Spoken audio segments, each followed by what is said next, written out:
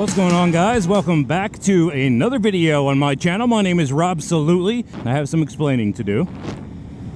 So I am on a brand new 2023 Cfmoto 450Ss. This bike is getting a lot of attention at dealerships and people are searching for it on YouTube.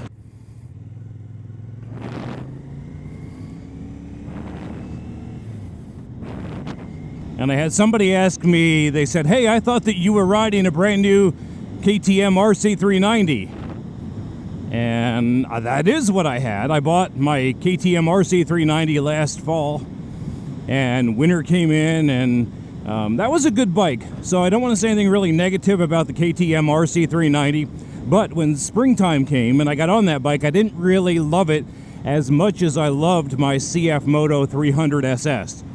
And the only reason I got rid of the 300SS is I wanted a little bit more power. But I knew that I had a little bit of explaining to do, you know, now that I'm on a different bike. And I kind of think that maybe I had a little bit of a problem over the past few years just trying to find a bike that I really like, because I've been through so many. And so many people say to me, like in the Facebook groups and that, they're like, dude, why don't you just buy a leader bike and be done with it? You keep upgrading a few cc's at a time. But I'm comfortable with this. You know, this bike isn't going to break the bank. It has an MSRP of $54.99. Right now just isn't really a good time to buy a new motorcycle. You're not going to get that amazing deal that you would have got prior to the pandemic, I guess I would say, when inventory was plentiful and people were selling below MSRP. But what I paid for this bike isn't what this video is about, because everybody's going to pay a different amount depending on the area you're from and your sales tax percentage and your fees in your local area and whatever the dealers have to charge in their inventory level. So I don't really think it matters so much what you pay for the bike as long as you find something you really like.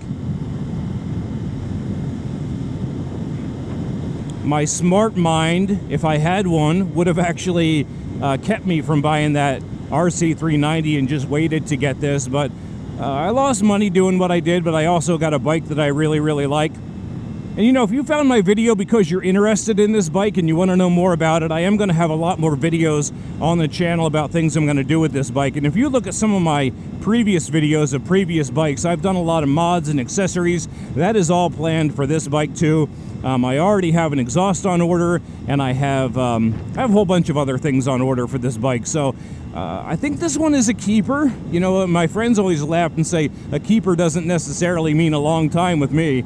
I do believe that this one's going to be a long time keeper, because I think the bike is really perfect for me. It's a good size, it handles well, it has plenty of power. I had it on the highway and it was good. I'm not redlining anything when I'm riding it. I think the technology is awesome. You know, that's one thing that people don't realize with Cfmoto is the technology is so good. You get an awesome dash with really cool gauges, but on top of that, it has Bluetooth. You can control your music with this. You can get turn-by-turn navigation. I mean, it has things that most bikes don't have in this price point. If you're looking for a bike in this size, like the Cfmoto 450, the Ninja 400, maybe you're looking at a Yamaha R3, maybe you're even looking at the Cfmoto 300SS like I had last year. They're all good bikes. You got to find out what you fit on, what you're comfortable with, and what your riding style is going to be.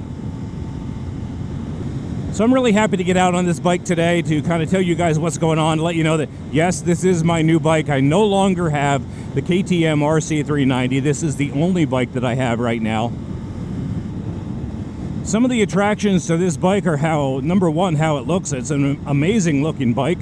I mean, it looks like a super bike even though it isn't. I mean, depending on what your definition of super bike is, it's super to me. And then all the technology that Cfmoto packs into this is a big plus.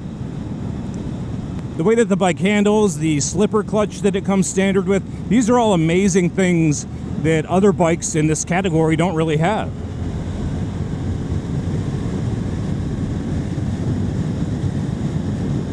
If you're wondering what camera I use to do these videos, it is an Insta360. There's a link to it in the description to this video. I shoot in 5.7K. It's a 360, so it stitches out the stick that's on the front of the bike so you can't even see where the camera is. A lot of people are using these on motorcycles now. They're awesome. I like Insta360 because it's all I've ever used. There are other brands out there. I believe Insta360 is a great brand. I've never used any other brand. I can't compare it, but I will tell you that this is a super simple camera. You basically mount it to the front of your bike. You set all your settings where you want them, and when you're ready to ride, you press record. And the camera does everything for you after that. And then after you get done with your ride, you take the SD card out. Well, this is what I do. I take the SD card out, I plug it into my Mac, and then I edit the video that way. So there's more editing with a 360 to get every angle that you want. And typically what I'll do is I'll do two edits. I'll do one where the camera's facing me, the lens anyway, you can control it. And I'll do one where it's kind of off so you can see what's in front of me. And then I marriage the two together when I do my edit, which is how I did it on this video. If you guys want to know more about editing 360 videos for motorcycles, leave a comment below. Let me know what your questions are. Maybe I'll compile a video someday and talk about what I do, like some of the things that I do, how I have it mounted, how I do my edits. I think that might be beneficial to some of you guys that are interested in doing this kind of camera angle type of thing rather than just the GoPro mounted to your helmet. And if I can help in any way, I'd like to do that. So I took a nice slow ride today on a road that speed limit's like 45, 55 in some areas. So we haven't broke the speed limit in any way. We haven't redlined it. I haven't even been in 6th gear yet. Because this bike is that awesome, you don't have to be in 6th gear to be going 65 miles an hour, and it doesn't redline, so that's awesome. It's got extremely great power delivery. So they say to kind of give it a 600-mile break-in period before you really rip and tear on it. And I want to baby this bike a little bit because I did not baby my 300SS when I had it.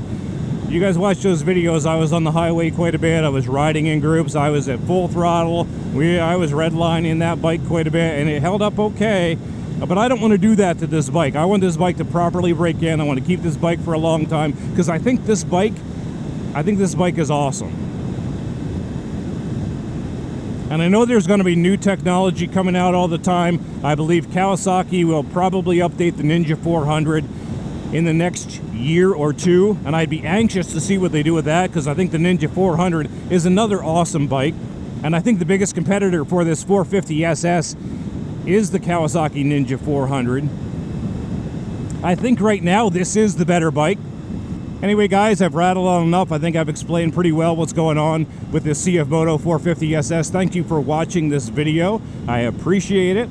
If you're interested in more videos for the Cfmoto 450Ss, make sure you subscribe. If you like the video, give me a thumbs up because it'll help me kind of grow the channel. I like doing these videos. I don't know if I'm any good at it. Only you guys can let me know if I'm any good at it by subscribing and liking the videos and leaving comments. And even if I'm not any good, you can kind of tell me, well, how do I have to improve? So, all right, guys, have a good one, and bye-bye.